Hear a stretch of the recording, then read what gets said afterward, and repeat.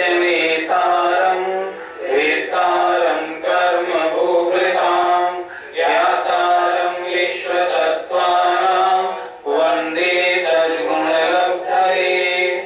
पंच परमेष्ठी भगवान की जय। संत शिरोमणि आचार्य विद्यासागर जी महाराज की जय। मोक्ष मार्ग में सम्यक दर्शन, सम्यक ज्ञान और सम्यक चारित्र की चर्चा की जानी थी। सम्यक ज्ञान की चर्चा पिछली पाठशाला में पूरी हो गई। पिछली पाठशाला में हमने पांचों ज्ञानों का विषय संबंध बताया था और एक जीव के एक साथ कम से कम एक ज्ञान, केवल ज्ञान और अधिक से अधिक 4 ज्ञान मत शुद्ध अवधि मन पर्याय भी हो सकते हैं, ये बात तो हो गई थी। सम्यक ज्ञान का विषय प्रमाण की अपेक्षा पूरा हुआ। अब आचार्य एक बात और बताना चाह रहे हैं कि यदि मतिशुद्ध अवधि ज्ञानी जीव हैं, उनका सम्यक नष्ट होके अगर मिथ्यात्व हो जाए तब उनके ज्ञान की क्या दशा होती है। आइए अगला सूत्र देखते हैं। मति श्रुतावधयो विपर्ययश्च, बोलिए।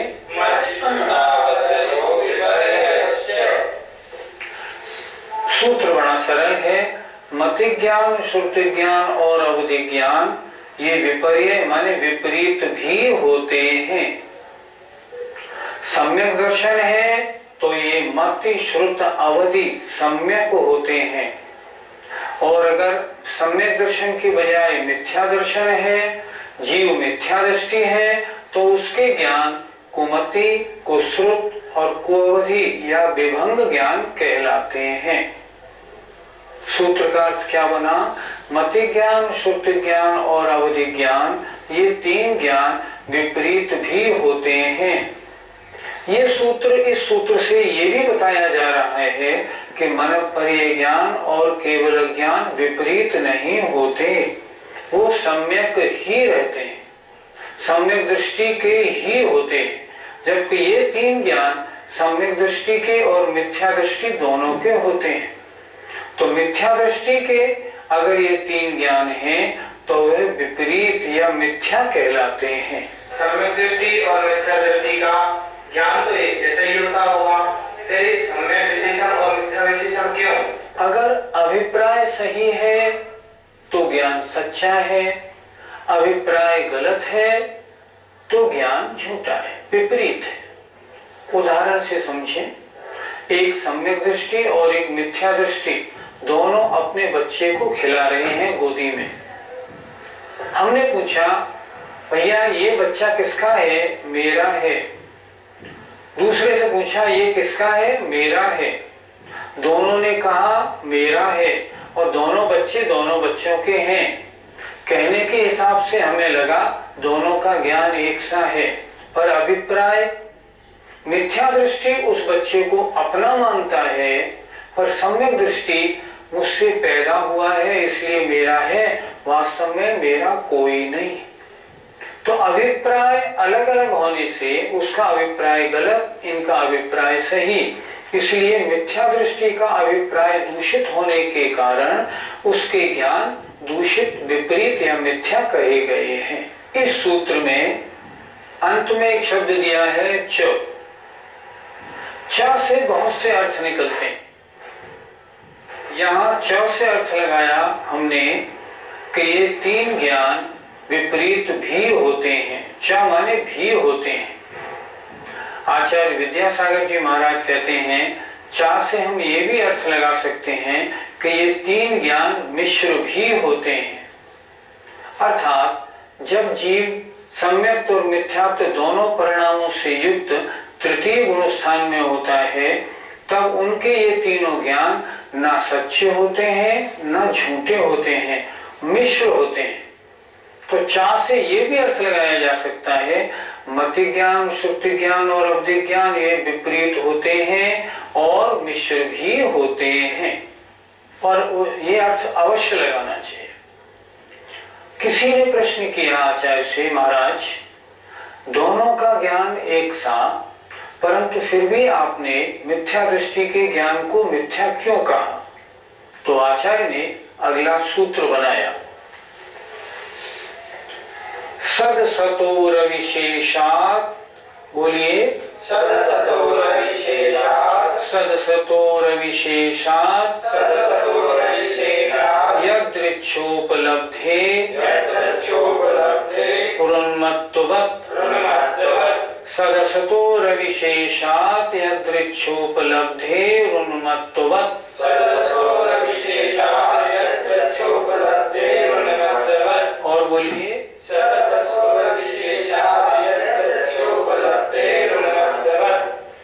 इस पहले अध्याय में एक सूत्र थोड़ा कड़ा है, परंतु जरा चिंता की कोई बात नहीं, सरलता से आसानी से समझ में आएगा।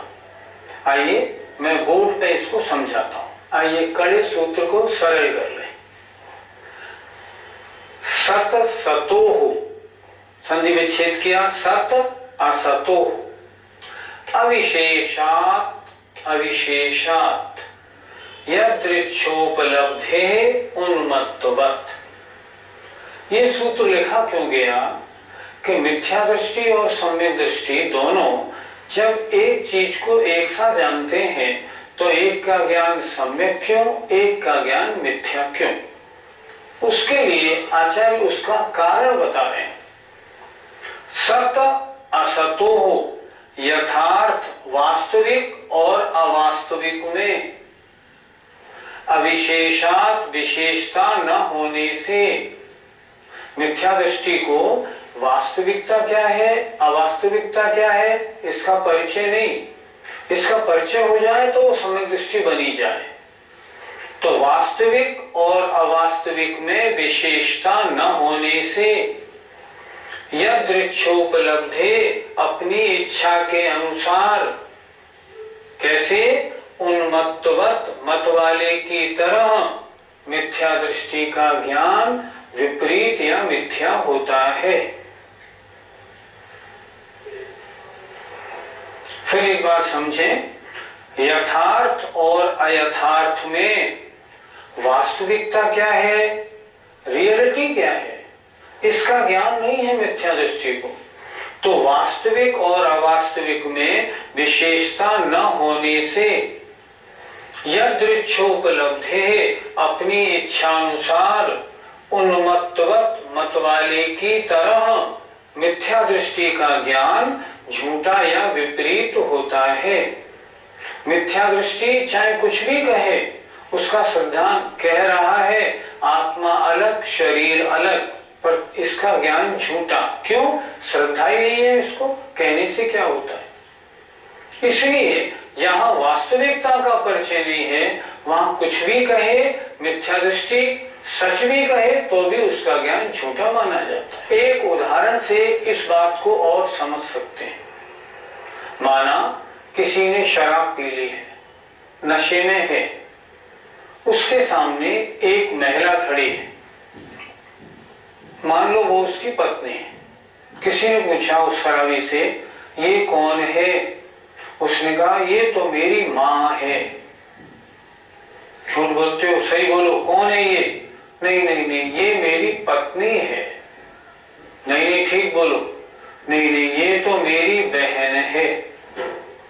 अब मैं पूछता हूं, वो मतवाला है जिसे अपना होश नहीं, जिसे वास्तविकता अवास्तविकता का ज्ञान नहीं, अगर वो उस पत्नी को पत्नी भी कहे तो भी उसका ज्ञान झूठा है। क्यों? अभी वो माँ कहने लगेगा, अभी वो बहन कहने लगेगा, अभी वो पत्नी कहने लगेगा। क्यों कहता है वो? क्योंकि मतवाला है, उसे यथार्थ और अयथार्थ का वास्तविक ज्ञान नहीं। इसी तरह मिथ्या दृष्टि जीव कभी सच बोले तो भी सिद्धांत गलत होने से उसका ज्ञान झूठा, और जब गलत बोले तब तो झूठा है ही। वास्तविकता ये है, एक साथ कहते हुए, एक साथ दिखाई पड़ते हुए भी मिथ्या दृष्टि का अभिप्राय गलत होने से उसका ज्ञान मिथ्या या विपरीत है, और सम्यक दृष्टि का अभिप्राय सही होने से उसका ज्ञान सच्चा है।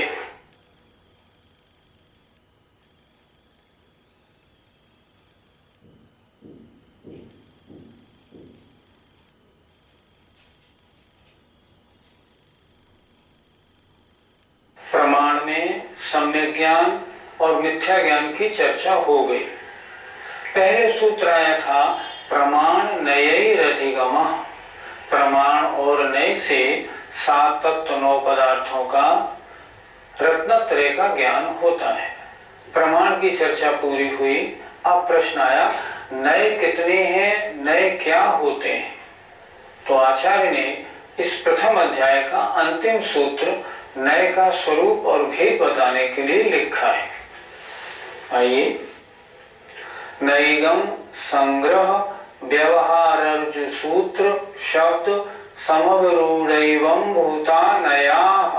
नैगम संग्रह व्यवहारर्जु सूत्र शब्द समवरूढ़ैवं भूता नयाः। दोबारा बोले, नैगम संग्रह व्यवहारर्जु सूत्र शब्द समवरूढ़ैवं भूता नयाः। नय 7 होते हैं। नय किसे कहते हैं? जो वस्तु के अंश को ग्रहण करे। नय का मतलब ये भी होता है वक्ता के अभिप्राय को नय कहते हैं। यहाँ नय के 7 भेद किए गए इस सूत्र में। सरल है बिल्कुल, सूत्र को ध्यान दे जरा। सामने बोर्ड पे भी लिखा है, वो भी देखते चले। नैगम संग्रह व्यवहार ऋज सूत्र शब्द समविरूढ़ और एवं भूत नयाः, ये 7 नय हैं। फिर देखें एक बार, नैगम संग्रह व्यवहार ऋज सूत्र, संधि विच्छेद कर लें, व्यवहार ऋज सूत्र शब्द समविरूढ़ और एवं भूत, ये 7 नय हैं। ये 7 नय वस्तु के अंश की जानकारी कराते हैं। आइए अब इसमें एक एक का स्वरूप देखते हैं। पहला है नैगम नय, अर्थात जो संकल्प मात्र को ग्रहण करे। ऐसी भी वस्तु का वर्णन या कथन पाया जाता है। जो संकल्प मात्र को ग्रहण करे उसे नैगम्य कहते हैं। आप बॉम्बे जाने के लिए अपनी अटैची लगा रहे हैं। किसी ने आपसे पूछा, भैया क्या कर रहे हो? बंबई जा रहा हूं। तो क्या आप बंबई जा रहे हैं? नहीं जा रहा, बंबई जाने की तैयारी कर रहा हूं। लेकिन कहते हम क्या है? मैं बंबई जा रहा हूं। तो ये कथन नैगम नय का कथन है। नैगम नय की परिभाषा, जो संकल्प मात्र को ग्रहण करने वाला हो। आपका संकल्प क्या है? बॉम्बे जाने का। तो उसकी अपेक्षा आपने जो कथन किया वो नैगम नय का कथन माना जाएगा। दूसरा संग्रह नय, जो एक जाति की बहुत वस्तुओं को एक साथ कहे। जैसे द्रव्य 6 होते हैं, लेकिन द्रव्य में 6 द्रव्य आ गए। स्थावर जीव, 5 स्थावर उसमें आ गए। छात्र में 6ठी क्लास, 8वीं क्लास, 11वीं क्लास सारे छात्र आ गए। तो जो एक जाति के बहुत से पदार्थों को एक साथ ग्रहण करे वह है संग्रह नय। तीसरा व्यवहार नय, संग्रह नय के द्वारा किए गए वक्तव्य में जो भेद करे उसे कहते हैं व्यवहार नय। जैसे छात्रों को ले लें, 200 छात्र हैं। अब हमने कहा इसमें इतने छात्र मध्य प्रदेश के हैं, इतने महाराष्ट्र के हैं, इतने उत्तर प्रदेश के हैं, इतने मध्य प्रदेश के हैं। अलग अलग कहा, ये क्या हुआ? ये व्यवहार नय।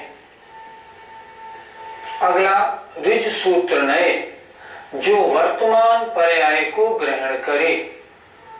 वर्तमान पर्याय को ग्रहण करने वाला ऋज सूत्र नय है। पर्याय 2 प्रकार की होती है, स्थूल और सूक्ष्म। जो पर्याय हमारी दिख रही है ये स्थूल पर्याय है, और इसमें प्रत्यय होने वाला जो परिणमन है वो इसकी सूक्ष्म पर्याय है। ऋ सूत्र में दोनों वर्तमान पर्यायों को ग्रहण करता है। अब आइए शब्द नए, जरा इसको अच्छी तरह समझना है। किताबों में इसकी परिभाषा बड़ी कड़ी लिखी रहती है, लेकिन सरलता से समझें। किसी एक वस्तु के बहुत से पर्यायवाची शब्द होते हैं जो विभिन्न पर्यायवाची शब्दों का एक अर्थ ग्रहण करे, जो व्याकरण की गलती को स्वीकार ना करे, उसे कहते हैं शब्द नए। जैसे साधु, मुनि, दिगंबर, तपस्वी, ये पर्यायवाची हैं। मुनि महाराज को हम साधु भी कह लेते हैं, दिगंबर भी कहते हैं, तपस्वी भी कहते हैं, मुनि भी कहते हैं। यद्यपि इन सब शब्दों का अर्थ अलग अलग है, लेकिन शब्द ने इनमें भेद नहीं करता, इनका एक ही अर्थ मानता है। दूसरी बात और समझनी है इसके साथ साथ, जो वाक्य की व्याकरण की गलतियों को स्वीकार नहीं करता। आपने कहा आचार्य श्री पधार रहे हैं, तो आचार्य श्री 10-20 हैं क्या? नहीं, एक ही तो है, तो आपने रहे हैं क्यों कहा? शब्द ने कहता है ये आदर सूचक है, इसलिए ये ठीक है। शब्द ने इस गलती को गलती नहीं मानता। तो जो विभिन्न पर्यायवाची शब्दों के एक अर्थ को ग्रहण करे, उनके अर्थ में भेद ना करे, या जो वाक्य की गलतियों को स्वीकार ना करे, वह शब्द नए है।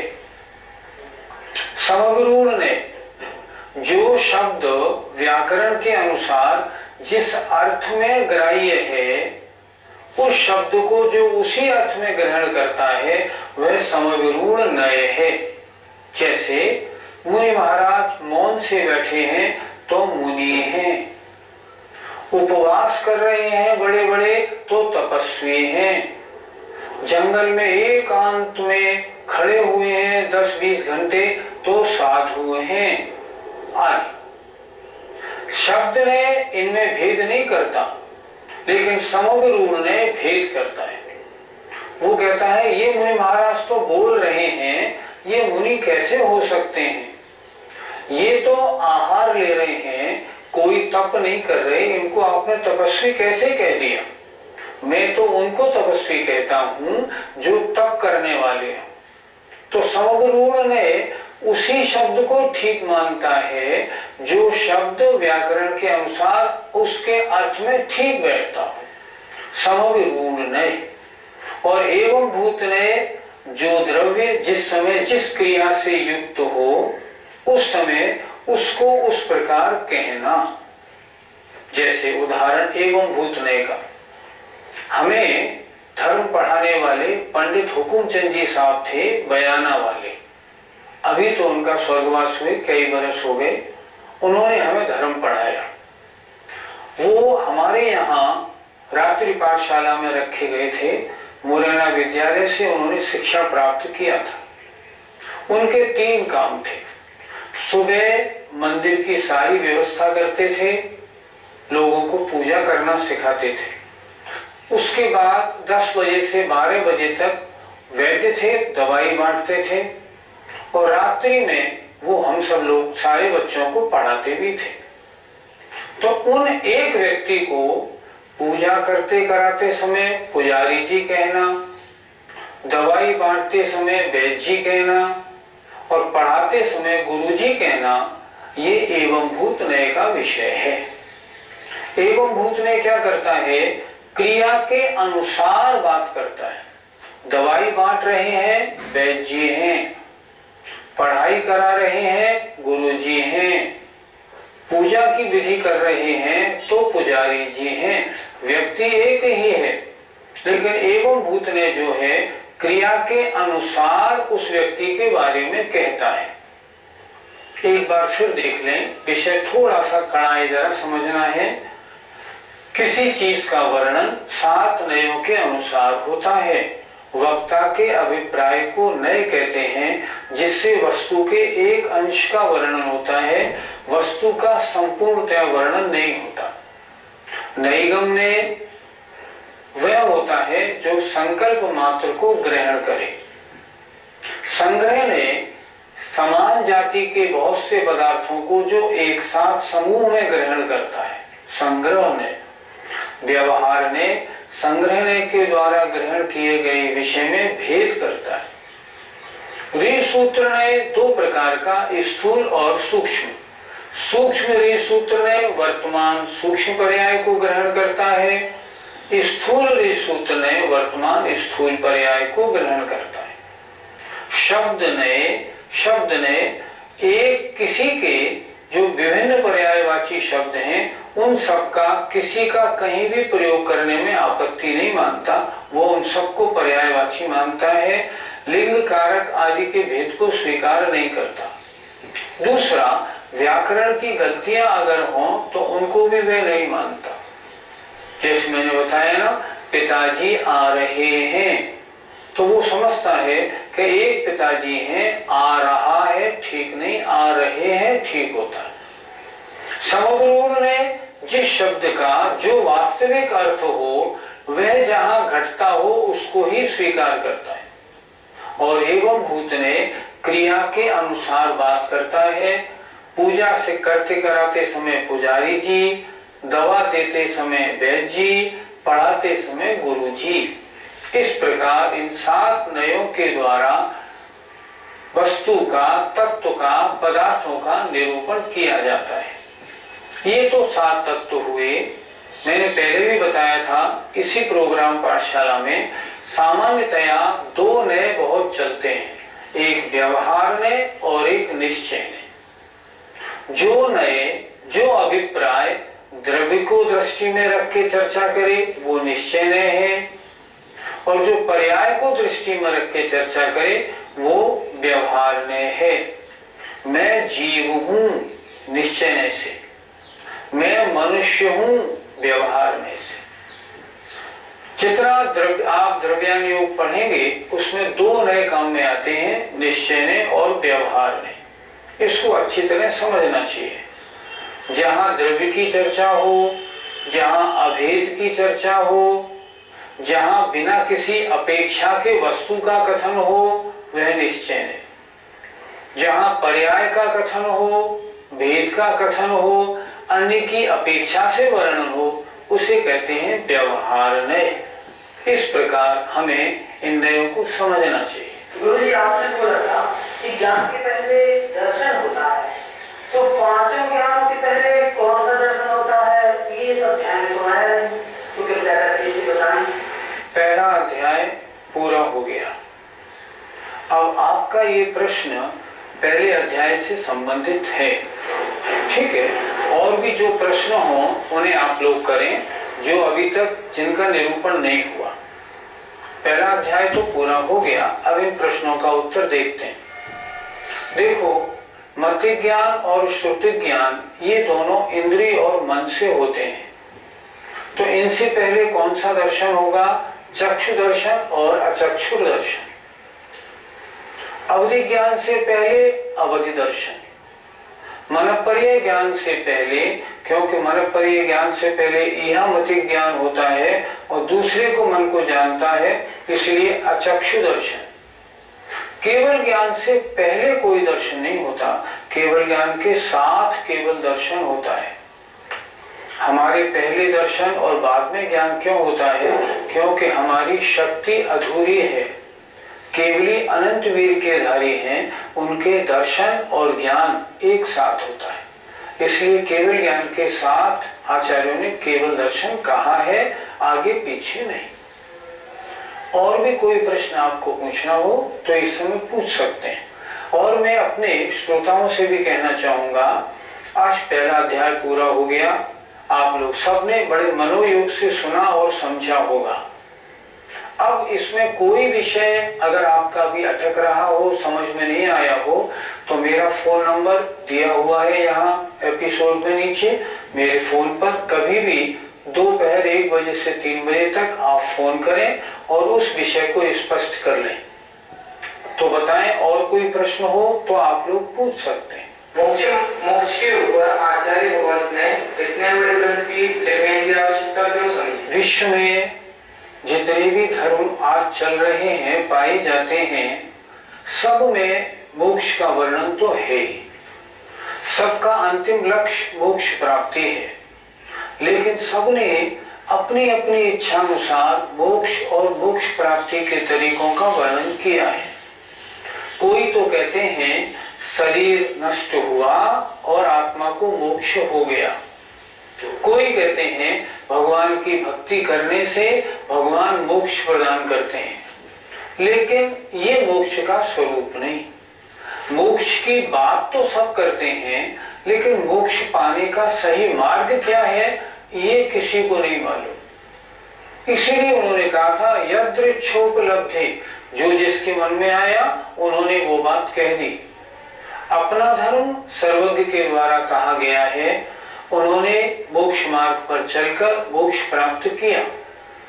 केवली थे, वीतराग थे, सर्वज्ञ थे, हितोपदेशी थे, इसलिए उन्होंने सही सही दिग्दर्शन किया। मोक्ष यह है और मोक्ष का मार्ग यह है। इसीलिए तो 7 तत्वों के जानने पर सम्यक दर्शन होता है।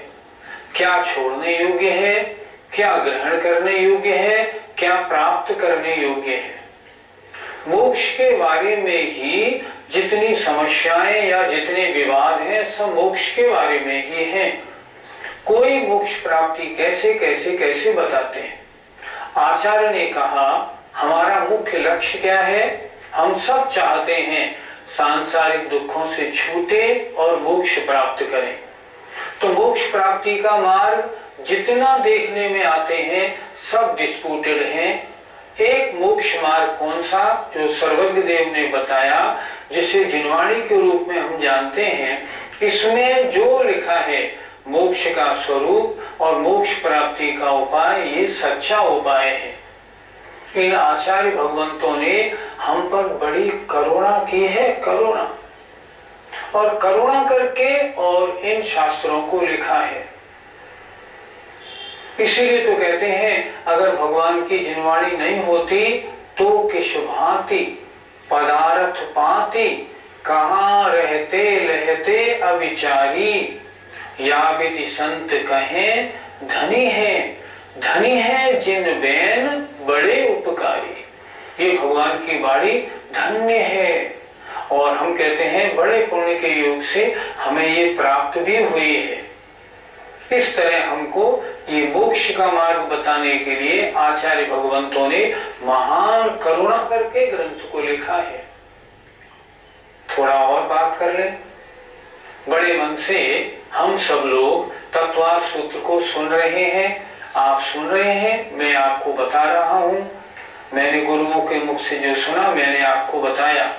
एक बात फिर कहना चाहूंगा, मोक्ष शास्त्र अगर आपको वास्तव में अध्ययन करना है तो तरीका क्या है, पहले पाठशाला में सुने, उसके बाद पुस्तक लेके घोंट के उन 2, 4, 5 सूत्रों को तैयार कर लें।